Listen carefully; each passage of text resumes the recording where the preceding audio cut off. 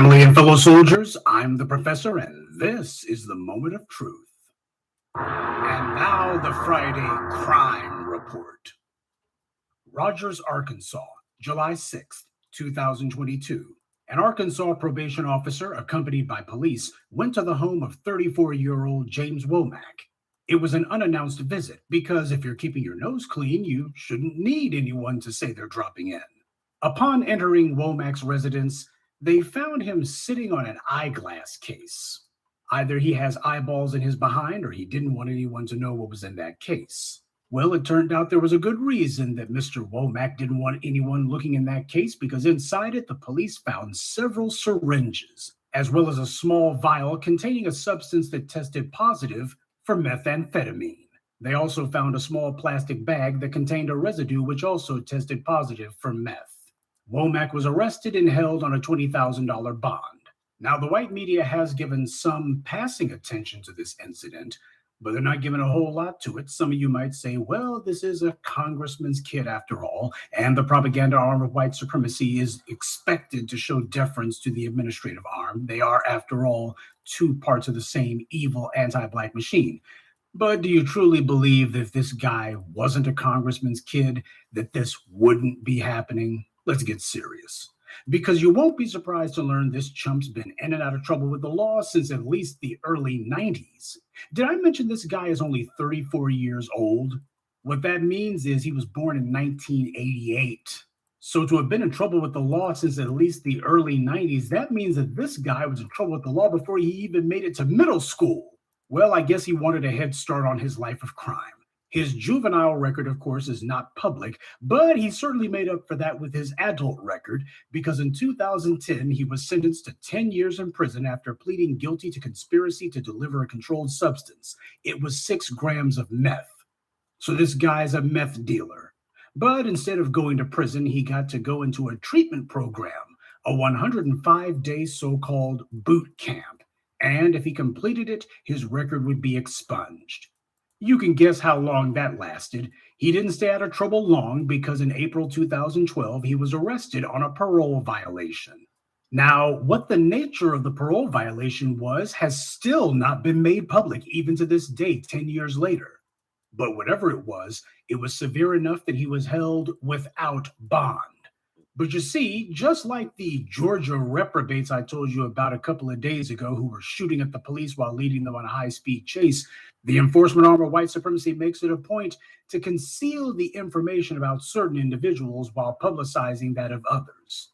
September 2018, Womack was arrested again on 11 counts, including possession of methamphetamine or cocaine with intent to deliver, as well as gun charges.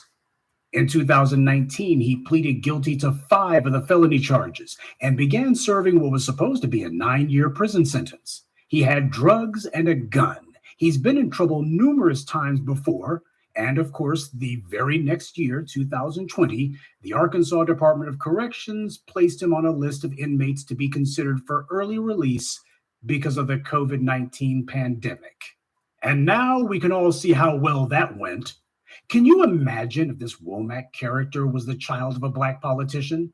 Oh, the white media would be talking about role models and such. And what does this mean for black politicians in the future?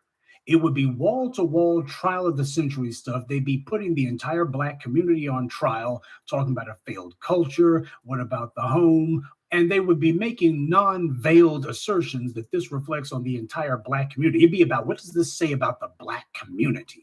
That's what it would be if this was a black congressperson's child who had this kind of a criminal record going back to the freaking 90s. This guy was committing crimes since he was in freaking Pampers. And I still have trouble getting over that. This guy was born in 1988. How the hell is he in trouble with the law in the early 90s? Even if it was like 94 or 95, that would mean the guy was like 6 or 7 years old. I mean, what the hell was he doing? Mugging his classmates on the playground? Handing out mollies at recess? Carjacking the bus driver? I mean, what the hell was he doing that he was already having run-ins with the law in elementary school? I tell you, that white privilege is something else, ain't it? But if he had been a black politician's child, one thing's for sure, you wouldn't be hearing scant or occasional mention of it. It'd be wall to wall. and whoever the kid's father was would have been run out of Congress a long time ago. But then again, Joe Biden's own children are also drug addicts, and that's had no impact on his political career at all. Professional courtesy among white supremacists, you see.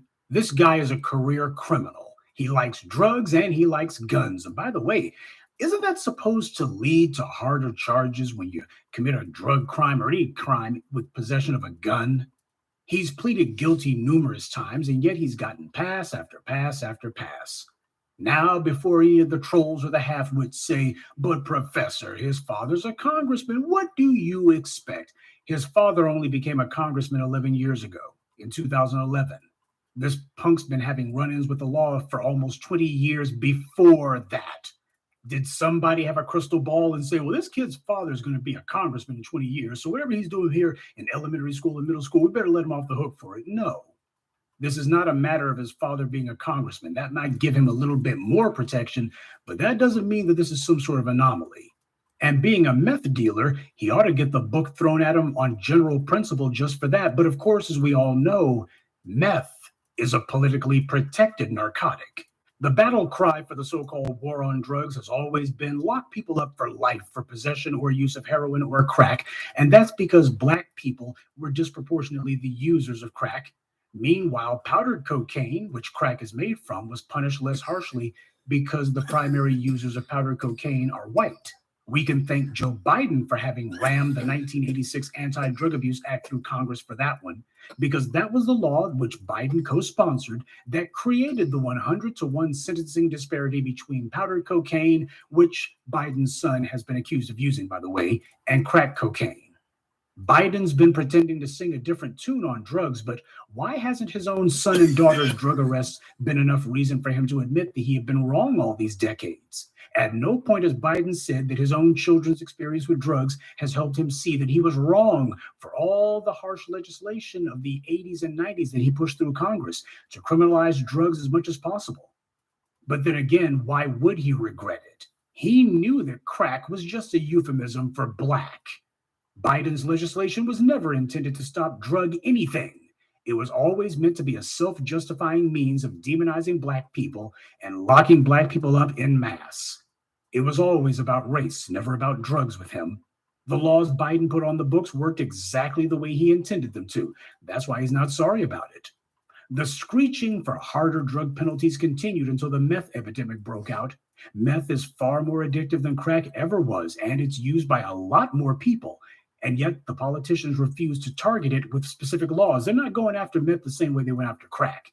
And the white media refuses to demonize the producers of that drug or its users.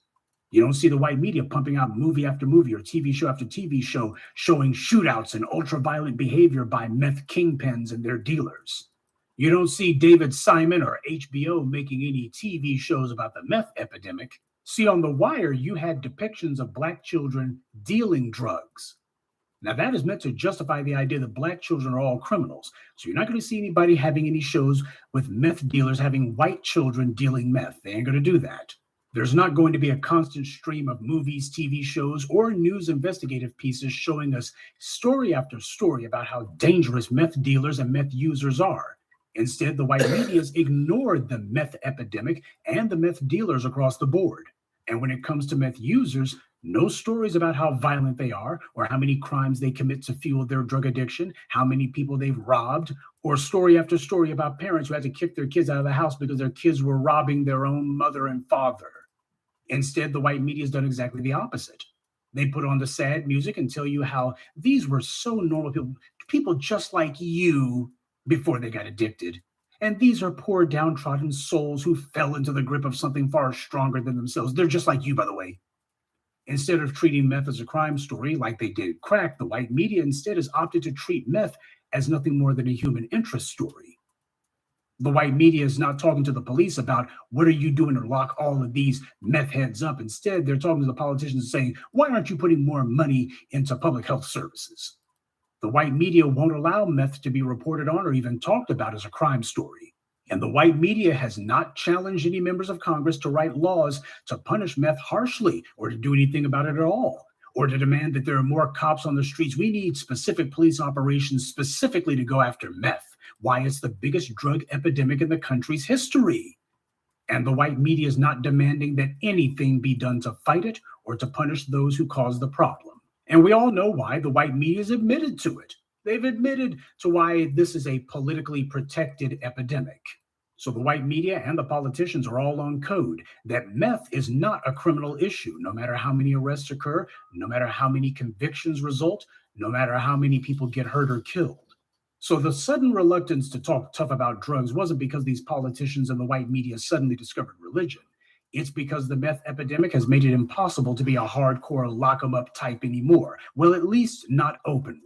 They still make sure that where black people are concerned, the book gets thrown at us. They just sanitize the language slightly, just a little bit. Well, if Womack's latest brush with the law turns out like any of his prior ones, he'll of course get a sweetheart plea deal, which will be given to him very quietly. The white media will make sure that they don't give this a whole lot of publicity, and he'll be sentenced to another boot camp because the last one sure helped him get his act together, and then he'll go back home to get high again. Because white supremacy means immunity from law, even when your own father is the one writing it. And that's this Friday's crime report. Keep your eyes open and stay on alert, because there's a lot worse criminals out there than the ones the white corporate media chooses to show you. Good day, and be one. I'd like to take a moment to